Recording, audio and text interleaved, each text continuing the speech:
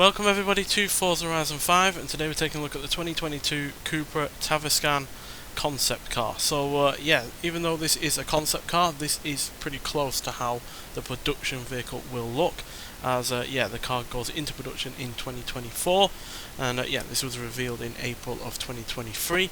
It's based on the MEB platform, which is shared with the likes of the Volkswagen ID3 and the Volkswagen ID Buzz, as well as the Volkswagen ID5, which this also shares its battery with. And yeah, given it's a top spec range, top spec of the range of this car, it has a 342 mile range and the most power and torque that you'll get in this vehicle. And yeah, it's built as a joint venture between Volkswagen and JEC Motors from China. And yeah, I absolutely love the look of this car, to be honest. Yes, it's a concept car, so little bits here and there might change, but apparently it's as close to the production vehicle as we're going to see until it is actually released. And yeah, looks really rather nice inside and out. Unfortunately, we can't actually look into the rear end of the car, either the rear seats or the boot, but because it is a concept car at the end of the day, so the full thing isn't out there. But just in terms of the front interior, it looks really rather nice. It's not too heavy on the overly designed aspects, but it does have a nice design regardless. Obviously, the lack of buttons is a little bit of a concern. There's only really buttons on the steering wheel.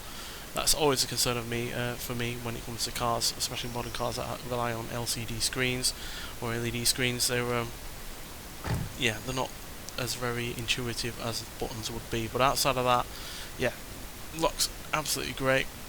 Only issue I really have with this is the side profile is a little bit unusual, and it's certainly something I'm going to have to get used to, because it's sort of like a coupe, but then it's quite raised up at the rear.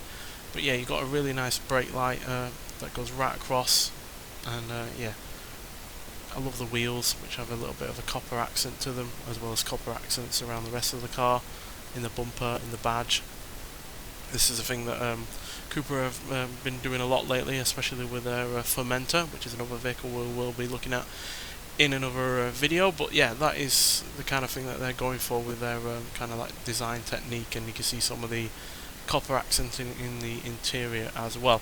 So yeah, since this is a top of range model, you do get quite a lot of power. You get 335 horsepower and 368 pounds-feet of torque from two electric motors, one on the front axle and one on the rear axle, which are powered by 82 kilowatt-hour of batteries. So yeah, like I said, they're the same battery as the ID5, which is a decently quick car, but this certainly looks a lot better than that Volkswagen, which, yeah, the Volkswagens and their ID ones outside of the Buzz all look fairly similar, but yeah, this looks so much better and really stands out from the crowd, especially in terms of the SUV EV crowd. So yeah, nonetheless, let's get out onto the open road and see what this car can do. So yeah, we're not going to go on the drag strip like we normally do, because this doesn't have the highest of top speeds, and we'll be at it before we even hit the speed camera. But yeah, we're just going to go around to the track and just see what it can do on there. But yeah, this does have all the usual advantages of an EV. It's quiet, it's well refined, and yeah, it's certainly not going to have much in the way of reliability issues, given there's very little in the way of moving parts, unlike a normal engine. So yeah, we're top end of B class. So yeah, as you can see, the weight balance is pretty good, 48% front, 52% rear. And yeah, they're the stats. Not massively impressive or anything like that, but the handling and the braking is fairly decent, given this is a £5,000 car, which is hardly a lightweight. But yeah, obviously the top speed and acceleration are somewhat hindered by that extra weight, because they don't have the kind of power that some other, you know, heavyweight EVs have. If you think of the Porsche Taycan or the Audi e-tron, they weigh a lot, but they also have a lot more in the way of power. So yeah, this doesn't quite have that. But then again, I don't think it's going for the sporty aspect of the SUV market. It seems to be just going for more style and refinement and yeah, general practicality, because even though we can't look into the back or into the rear seats, it hardly looks like a small car. So yeah, let's just listen to the electric motors for a little bit, and then we'll talk about it some more.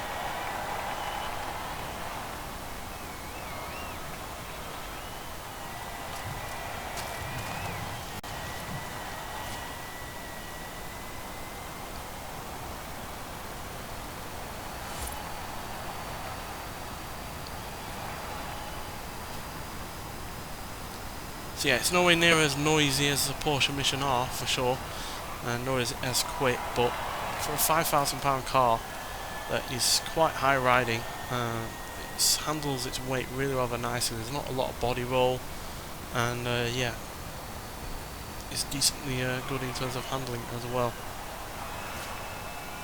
It's more than capable of dealing with the power that it's got coming out of corners, and it's got decent acceleration once you do get onto a straight as well.